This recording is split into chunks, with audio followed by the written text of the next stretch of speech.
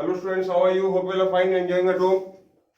So today we are going to start the second part of the chapter of laws of motion of class 9 physics. In the first part, we have seen what is the first law of motion. And in that, we have studied about what is inertia of rest, what is inertia of motion, what happens when no force is applied on a body. Actually, the first law is a law that Newton said that what will happen if no force is applied on a body. मतलब अगर कोई body के ऊपर हम लोग force apply नहीं करेंगे उस केस में क्या क्या होगा. तो क्या क्या होगा हम लोग को पता है कि if the body is at rest, वो रेस्ट में रहेगा, and if the body is in the state of motion that will be moving in a straight line. Okay, now we are going to study about the second law. Second law states that the rate of change of momentum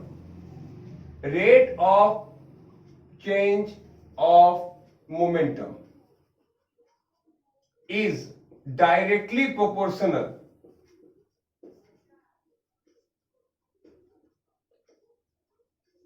to the force applied and takes place in the direction of force. Okay, you can see the definition in the book also. The rate of change of momentum is directly proportional to the force applied. So before going to the details, let us see what is actually second law about.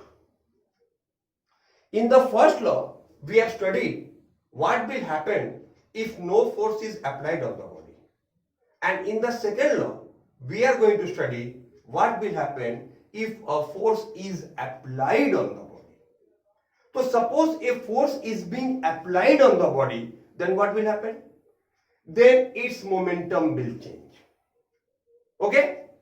And the rate of change in momentum is directly proportional to the force. Means what? If the force is more, the rate of change of momentum will be more. If the force is less, the rate of change of momentum will be less. And direction of change in momentum will be the direction of force. We know force is a vector quantity. It has a direction. Achha. But we don't know what is momentum. So let us first study what is momentum. See, momentum. When you are applying a force on a body, then the body will change its velocity, and that change in velocity depends upon the not only upon the force but also depends upon the mass. If you apply same force on different body, then the change of velocity will be different because their masses are different. This will study later.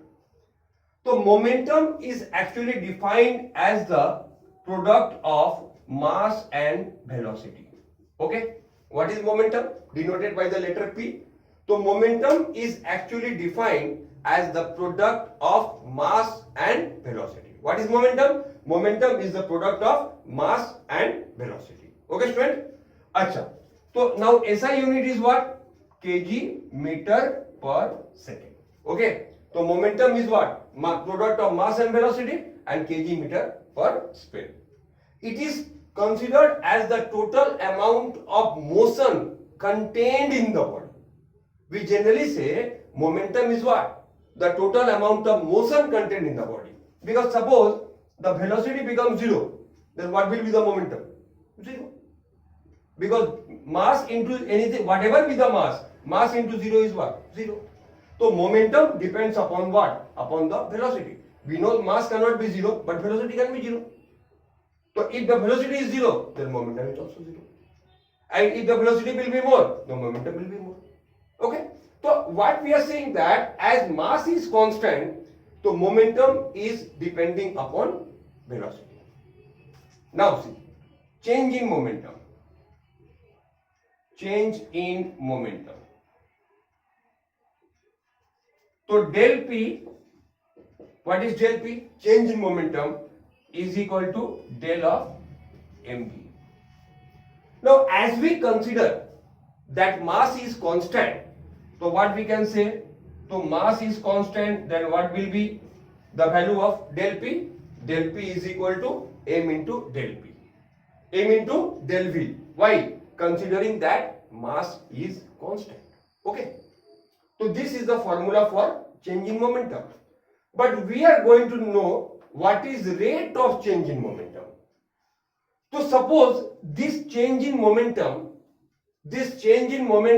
takes place in t seconds.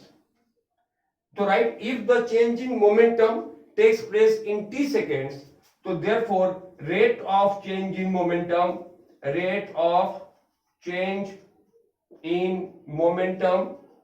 is equal to m.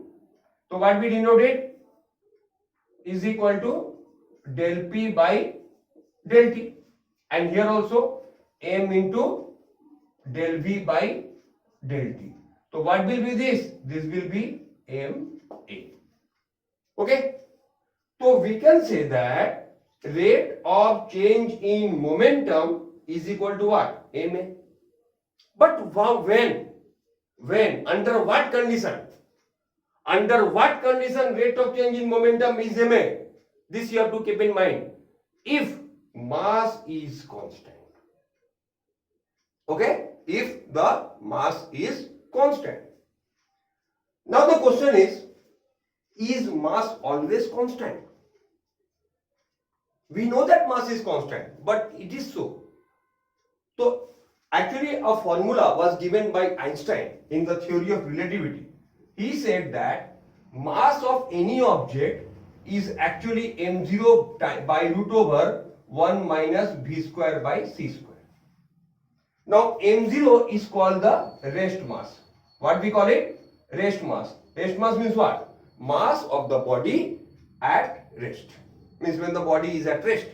The mass of the body is at rest, and v square by c square. V is what? Velocity of the body, and c is what? The speed of light. And how much is the speed of light? It is 3 into 10 to the power 8 meter per second. But we know that generally on the objects we are seeing moving on earth, the velocity of the objects we see moving on earth, even aeroplane, even supersonic jet planes, their velocity is much less than the velocity of this light. So generally what happens? Velocity is much less than the speed of light. So we generally ignore this part, neglect this part. So if we neglect this part, then m is equal to m0, means mass is constant, whatever be the small velocity. But this comes into play if the velocity of the body is nearing the speed of light. When the velocity of the body is coming near to the speed of light, at least of the order of 10 to the power 6 meter per second. मतलब जब कोई body का speed light के speed के आसपास आने लगता है, तब क्या होगा? तब बॉडी का जो मास है वो डिक्रीज होने लगेगा, क्योंकि अब तो 1 माइनस समथिंग, सॉरी, बॉडी का मास क्या होगा? तो बॉडी का मास यहाँ ये फ्रैक्शन क्या वैल्यू क्या होगा? 1 से छोटा होगा. तो डिनोमिनेटर में अगर 1 से छोटा नंबर है तो उसका वैल्यू क्या होगा? बढ़ जाएगा. तो if the speed of the body is increasing, approaching the speed of light, then the mass of the body will start increasing.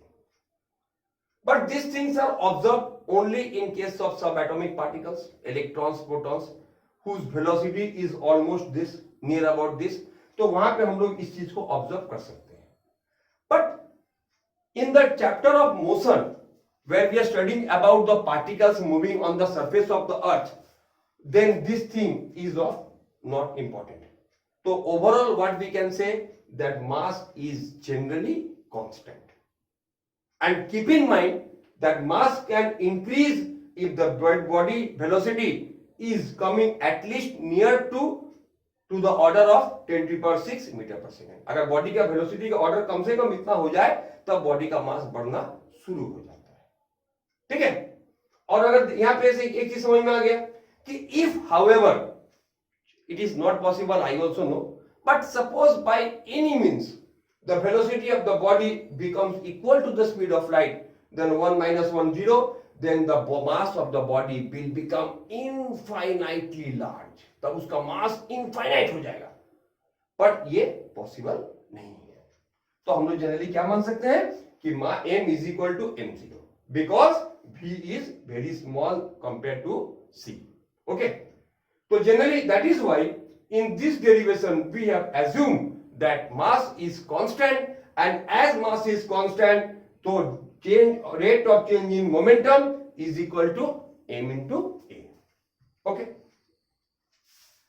So now let's see, from Newton's second law we can say that rate of change in momentum is proportional to what? So till now what we have derived, I hope you are writing down. If you have not written, please pause the video and write it. So till now we have derived that rate of change in momentum is equal to m into a. Now according to Newton's second law, rate of change in momentum is directly proportional to ma, proportional to force. So what does this mean? Ki F proportional to m into a. We can say this. Can we say this?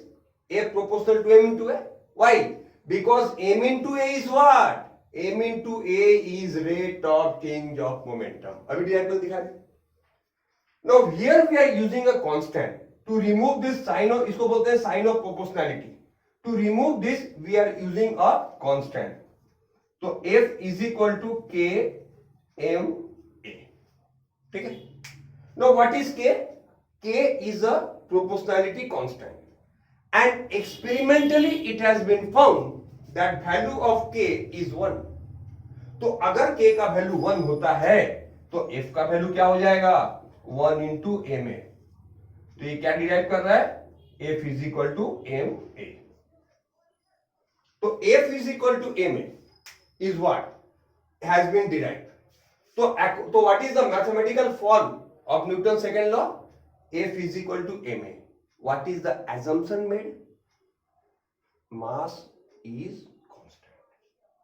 So we are getting this formula F is equal to ma assuming that mass is constant.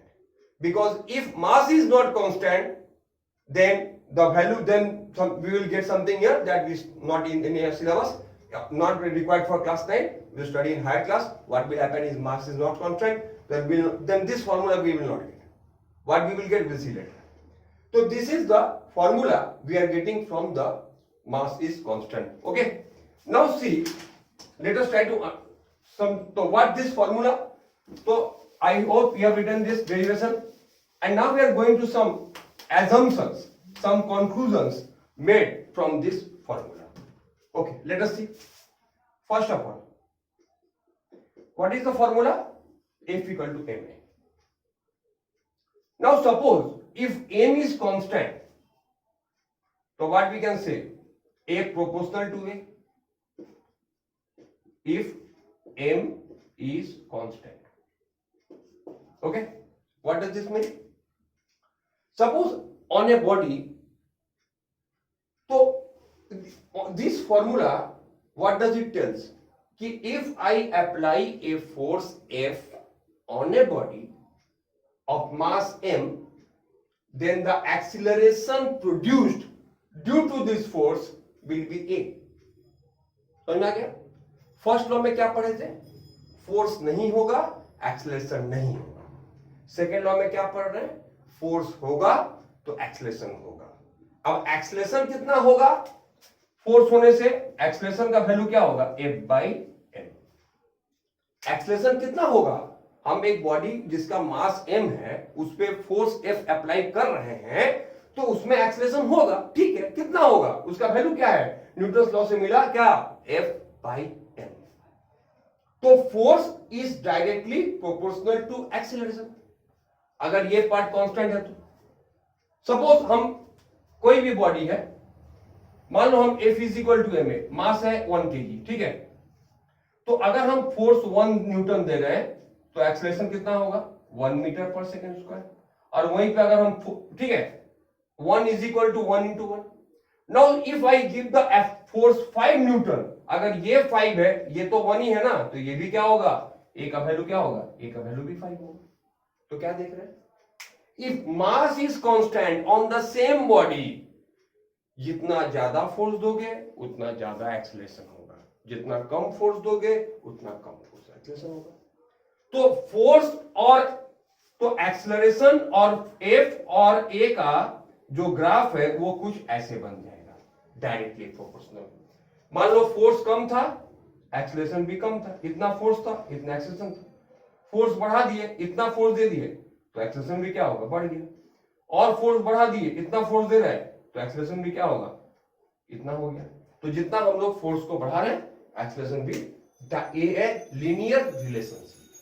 तो acceleration और force के बीच में क्या है, एक linear relationship, जितना ज्यादा acceleration होगा फोर्स होगा उतना ज्यादा एक्सेलरेशन होगा। ओके, अच्छा अब आते हैं सेकंड पार्ट कि अगर हम चाहते हैं कि एक्सेलरेशन कांस्टेंट हो तो क्या होगा। सपोज मेरे पास दो बॉडी है, एक का मास m1 है, एक का मास m2 है, तो इसके ऊपर हम दोनों पे सेम एक्सेलरेशन चाह रहे हैं ए, तो इसके ऊपर कितना फोर्स देना पड़ेगा, F1 क्या होगा m1a और F2 क्या होगा m2a। Okay, suppose I want same acceleration in both the bodies, तो इसके लिए तो how much force I have to apply here, F1 is equal to m1a और यहां पे कितना फोर्स देंगे F2 इक्वल टू m2a।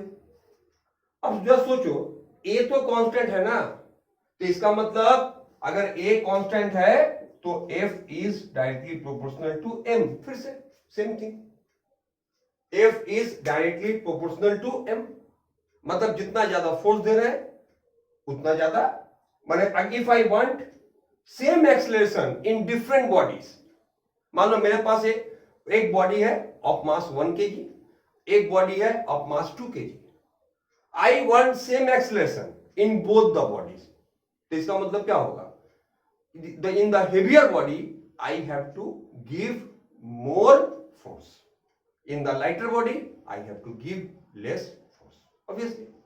तो इसका भी ग्राफ इसी जैसा ही बनेगा, यहां पर फोर्स मास लो, यहां पर मास ले लो, तो यहां पर भी क्या होगा, फोर्स और मास का लीनियर रिलेशनशिप, फोर्स और मास का क्या लीनियर रिलेशनशिप। Okay, clear. तो फोर्स अभी हम लोग क्या बात किए थे, मास कांस्टेंट, अभी हम लोग क्या बात किए, एक्सेलरेशन कांस्टेंट।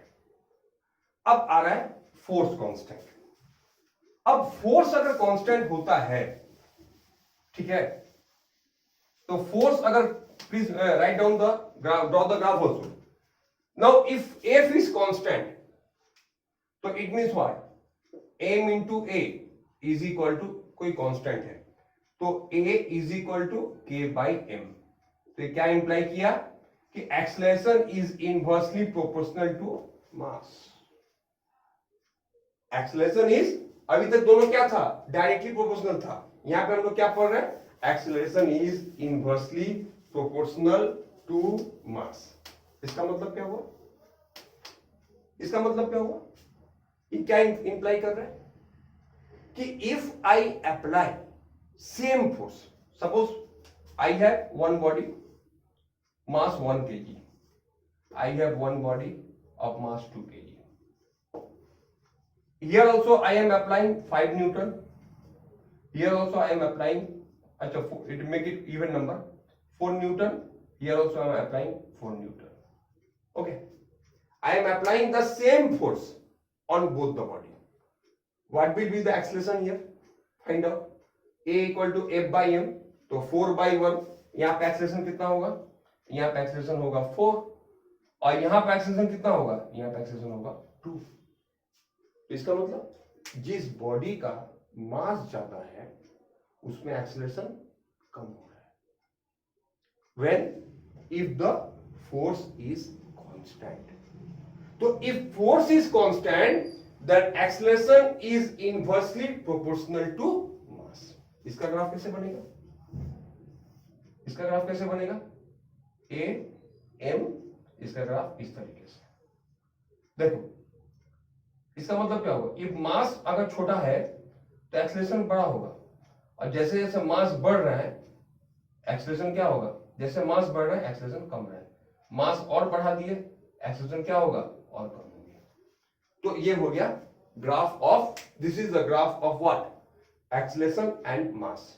यहां पे क्या है, एफ इज कांस्टेंट, ठीक है, यहां पे एफ क्या है, कांस्टेंट है। तो this is all we can get, we are getting from the Newton second law, ठीक है। तो Newton second law mathematical form में given, derivation I have shown, graphical statement I have all given. अच्छा, now we are going to study about the units. Now we know that force, what is the SI unit of force? Newton. What is the SI unit of force? Newton. So we have studied that F is equal to ma. Now suppose I have a body of mass 1 kg and I am applying some force. I am applying some force. How much I don't know. And due to that force, the body is showing an acceleration of 1 meter per second square. Okay, I have a body of mass 1 kg, I have applied some force and due to this the body is accelerating by 1 meter per second square. So this is 1, this is 1, 1 into 1 obviously 1 Newton. So from this definition, from this we are getting the definition of 1 Newton.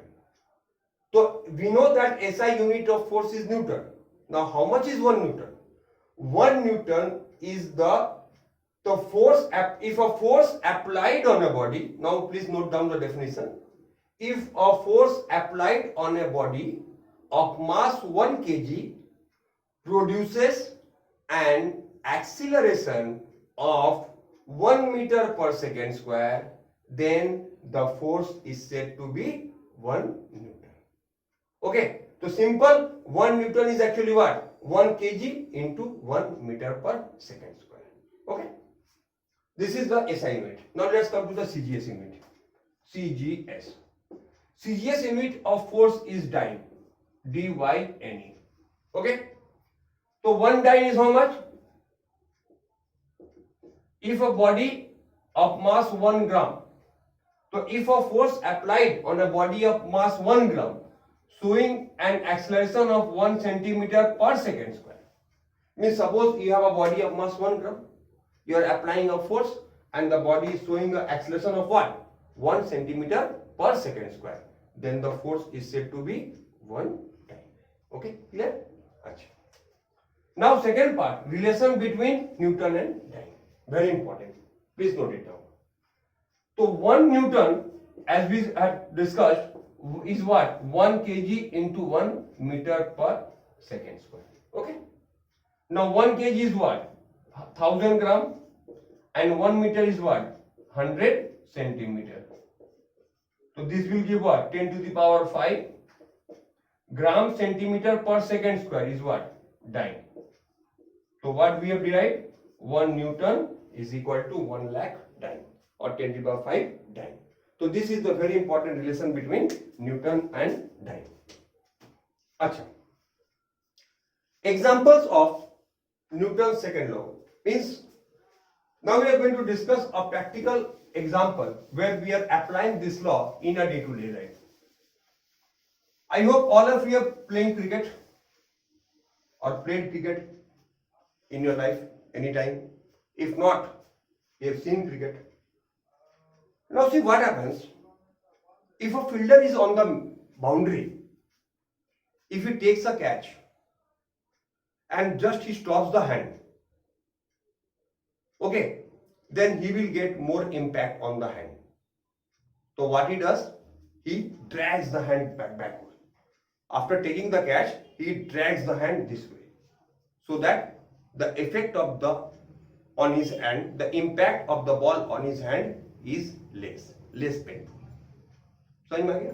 अब ऐसा क्यों होता है? देखो, suppose m is the mass of the ball and it is when it is reached the hand of the fielder, its velocity was v.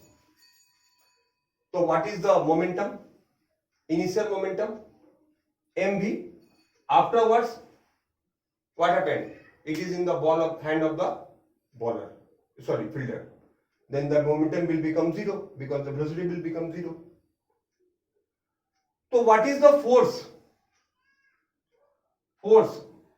What is the change in momentum? Change in momentum will be what? mv.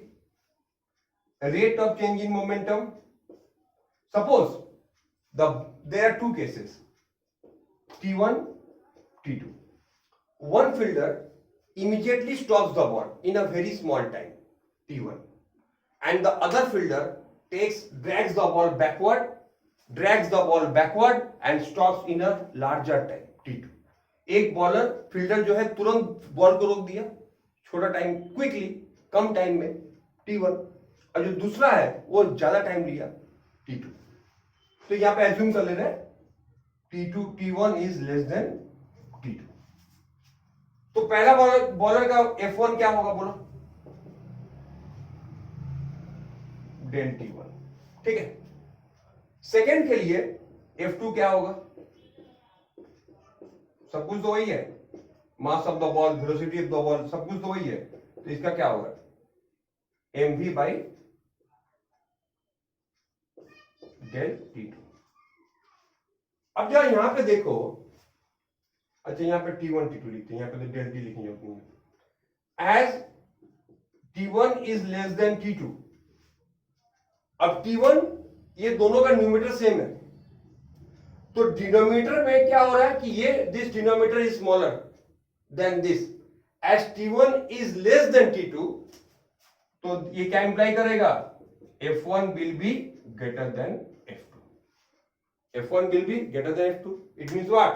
If you stop the ball quickly, the impact of the ball, the force experienced on your hand will be greater. And if you take time to stop the ball, then the impact on the is smaller.